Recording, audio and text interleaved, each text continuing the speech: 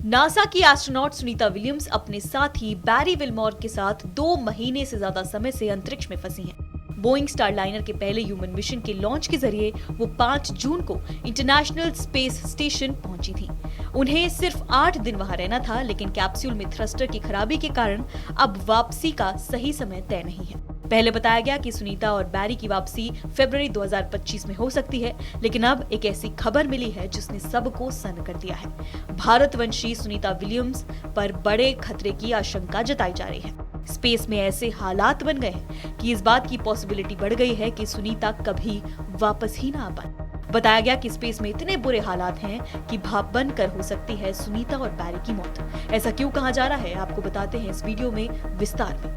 दरअसल former US military space systems commander Rudy Ridolfi ने 3 possibilities की रूपरेखा तैयार की है। इसमें दोनों एस्ट्रोनॉट्स की मौत की संभावना है। ये तब हो सकता है जब वो खराब बोइंग स्टारलाइनर स्पेसशिप के जरिए पृथ्वी पर लौटने की कोशिश करेंगे। बोइंग स्टारलाइनर का पृथ्वी से लॉन्च सफल था, लेकिन अंतरिक्ष में जाने पर इसमें हीलियम लीक हुआ और थ्रस्टर में खराबी आई। नासा वर्तमान में इस बात पर विचार कर रहा है कि क्या सुनीता विलियम्स की वापसी का मिशन लॉन्च कर दिया जाए या फिर बोइंग स्टारलाइनर के मिशन को आगे बढ़ाया जाए। रिपोर्ट्स के मुताबिक रिडोल्फी ने नासा के मिशन पर बताया है कि सुरक्षित वापसी के लिए स्टारलाइनर के सर्विस मॉड्यूल को कैप्सूल को राइट एंगल पर रखना चाहिए। अगर इसमें जरा सी भी चूक हुई तो परिणाम भयानक होंगे।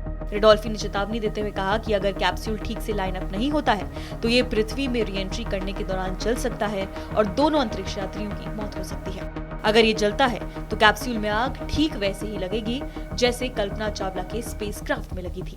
अब रिडोल्फी की तीनों चेतावनियों के बारे में विस्तार से समझते हैं। चेतावनी 1, पहला संभावित खतरा ये है कि अगर कैप्सूल गलत एंगल पर री एंट्री करने की कोशिश करता है तो ये कैप्सूल स्पेस में वापस उछल सकता है। तब स्टारलाइनर के पास सिर्फ 96 घंटे का ऑक्सीजन और खराब थ्रस्टर होंगे। अंतरिक्ष यात्री तब स्पेस में फंस सकते हैं।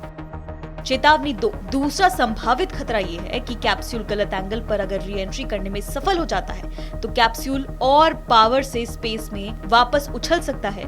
इस केस में एस्ट्रोनॉट्स परमानेंटली स्पेस में फंस जाएंगे। ऐसे केस में स्पेस में वो एस्ट्रोनॉट्स कहां जाएंगे इसको लोकेट करना भी बहुत मुश्किल हो जाएगा। और चेतावनी 3, ये चेतावनी डराने वाली है। तीसरी और सबसे खराब स्थिति में अंतरिक्ष यान का जल जाना है।